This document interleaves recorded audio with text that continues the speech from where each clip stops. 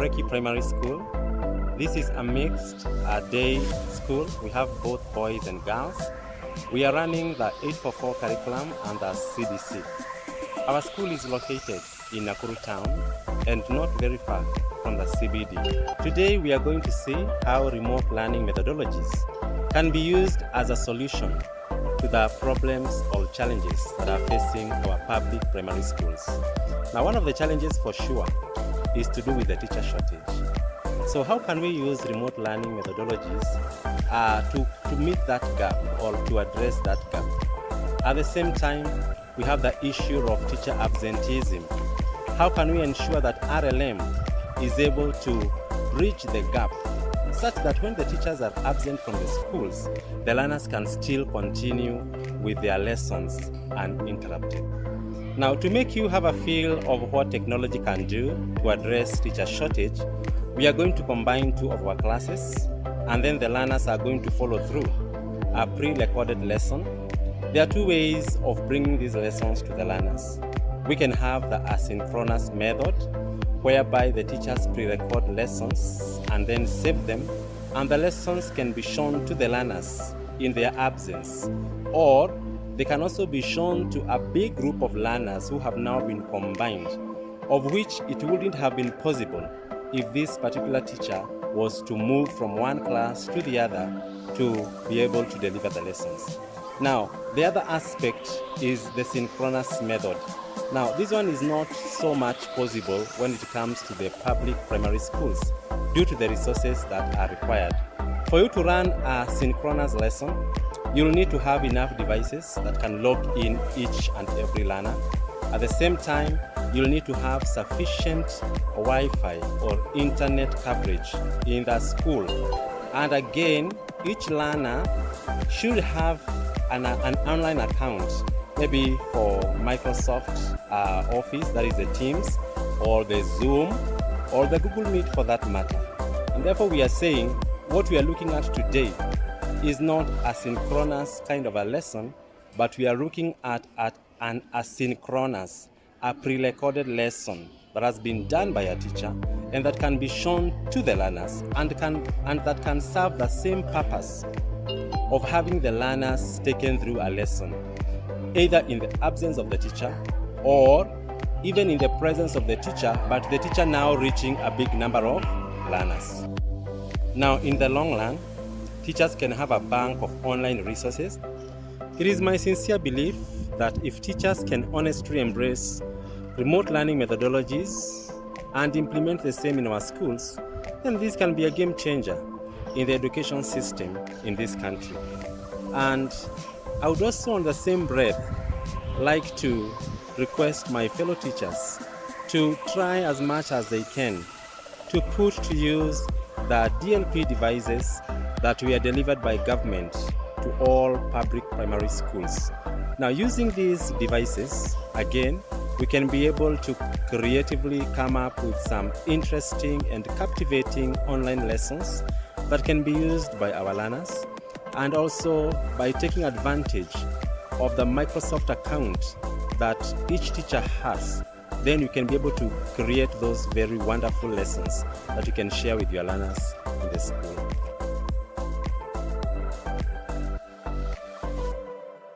Hello learners, thank you for tuning in to our mathematics lesson today. This is Teacher Bushnell. In this lesson, we are going to look at a very interesting topic, and that is measurement. And under measurement, we are going to discuss the capacity of cubes, cuboids, and cylinders. Learner, let's look at our first example. A water tank of a cuboid shape has the inside measurements 3 meter by 3 meter by 3 meters. How many liters of water does it hold when completely full? Learner, get a piece of paper. I would like us to do the workings together.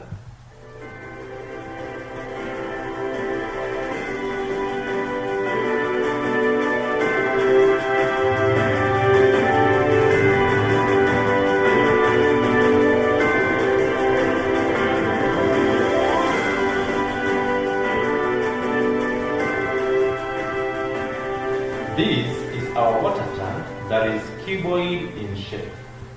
The water tank measures 3 meters by 3 meters by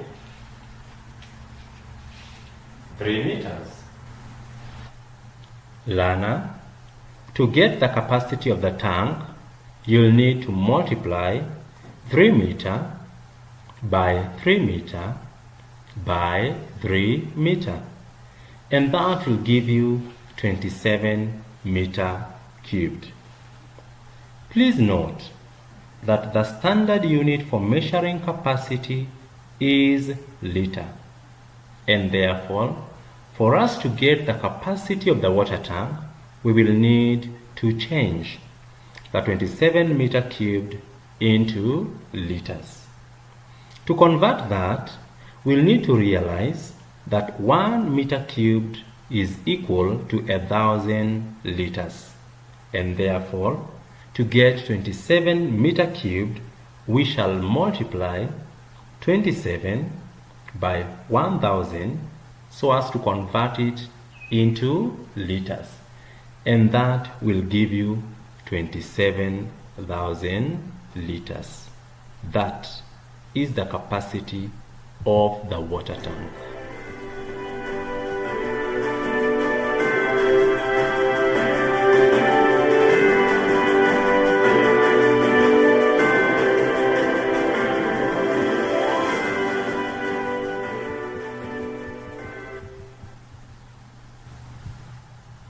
Example 2.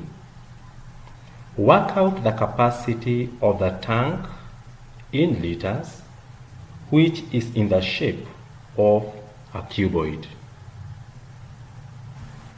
This is our tank, and the measurements are 2.5 meters,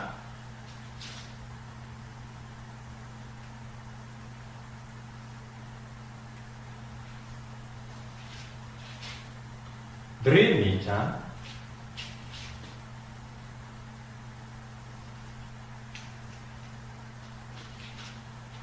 by 5.4 meters.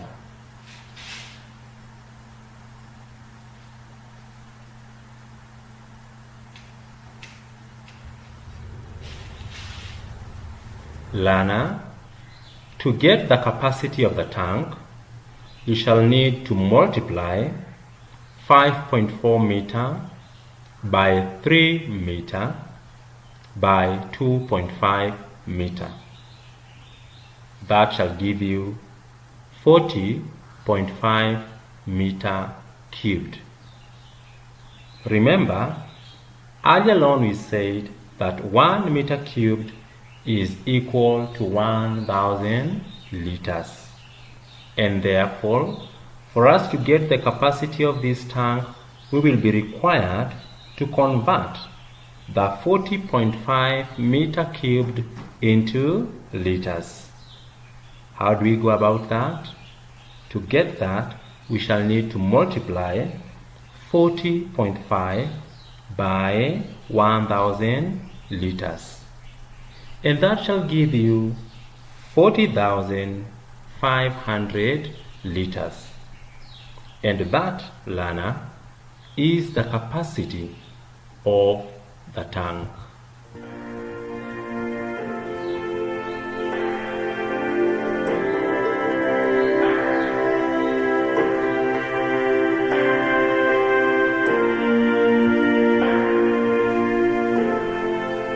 Example 3. A cylindrical tank of diameter 2.1 meter has a height of 8 meter. How much water in liters does it hold when completely full? This is our cylindrical tank, and the tank measures a diameter of 2.1 meter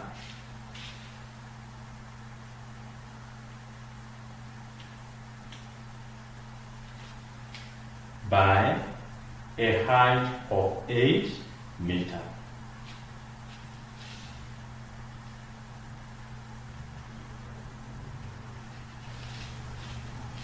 To get the capacity of the tank, we'll take the cross-sectional area, we multiply by 8.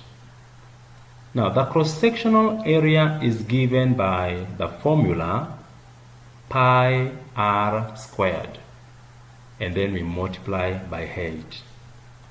So let's take our pi as 22/7, and then you multiply by the radius. And the radius here, you'll need to take the diameter, which is 2.1, and then you divide it by 2. So 2.1 divided by 2, multiply by 2.1 divided by 2, because it is r squared, and then you multiply by 8, which is 8 meters.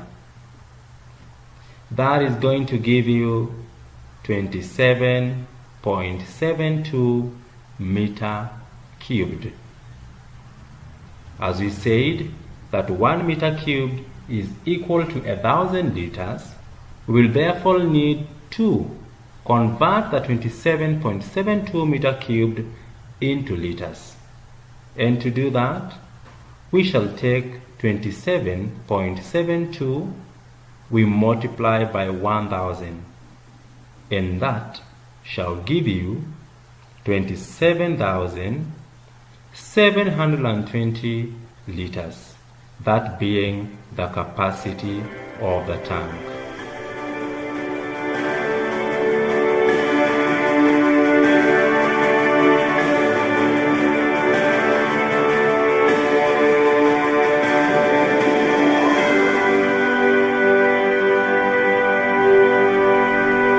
Assignment. Learner, I would like you to attempt the following on your own. Number 1. A container in the shape of a cuboid has the measurements 5 cm by 7 cm by 6 cm. Work out the capacity of the container in milliliters. 2. A water trough is in the shape of a cuboid. The measurement of the trough are 2.4 meter by 4 meter by 0.8 meter. If the trough is 3/4 full, how much water in liters does it contain? 3. A cylindrical tank of diameter 1.4 meter and a height of 3 meter is half full of water. How much water in liters does the tank hold? 4. Work out the capacity of the following containers in milliliters. A cuboid measuring 1.5 centimeter, 1.5 centimeter, and by 1.5 centimeter. A cylindrical tank measuring a diameter of 4.9 centimeter and a height of 6.3 centimeter. And finally, a cuboid measuring 4 centimeter by 6 centimeter by 3.3 centimeter. The last question, number 5. A jerry can has a radius of 21 centimeter and a height of 60 centimeter. What is the capacity of the jerry can in liters? Learner, I would like you to attempt those 5 problems on your own.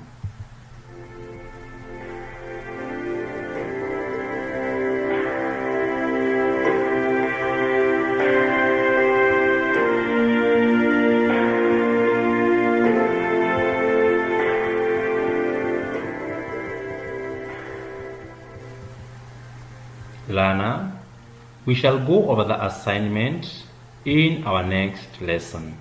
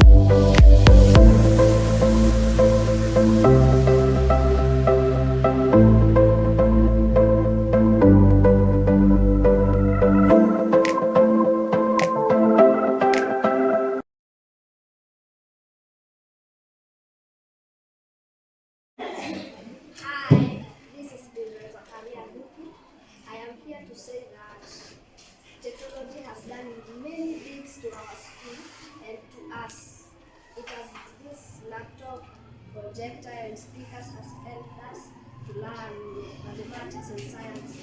This laptop and the screen helped us to see the lesson and understand it well. And we like watch many more lessons using technology because it is easy to understand than while the teacher comes in and start teaching, and it is always a bit hard to understand while the teacher comes in.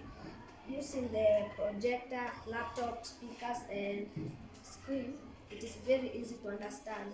Technology has done many things to us, so we like more lessons like those that we have read. The teacher usually would not like to continue learning like while the teacher just come in, teaches and goes. We would like this laptop, projector, speakers and the screen to come and teach us. Thank you.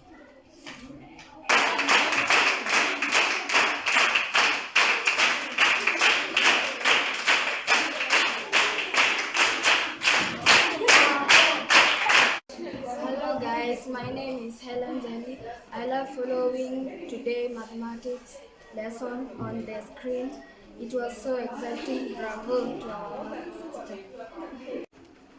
So essentially that is how our lesson has been today, and we have been able to show you how important it is to embrace technology and to try as much as you can to use the remote learning methodologies in our day-to-day learning. As you have heard for yourselves, the learners are very much excited, they are interested, and they're even asking for more of these type of lessons. So I'm appealing to each and every teacher out there to try it out in their school.